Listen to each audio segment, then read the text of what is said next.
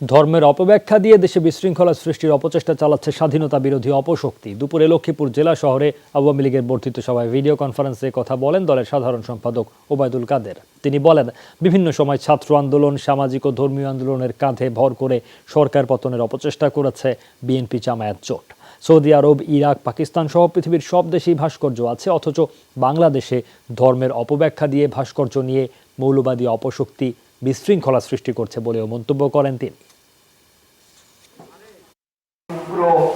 সাম্প্রদায়িক গোষ্ঠী ভাস্কর্য আর মুক্তির নামে দেশের শান্তি শৃঙ্খলা, ধর্মীয় সম্প্রীতি বিনষ্টের অপচেষ্টা করছে। লক্ষ্মীপুরে এই সাম্প্রদায়িক গোষ্ঠীর দাপট এবং আস্ফালন আমরা অতীতে দেখেছি।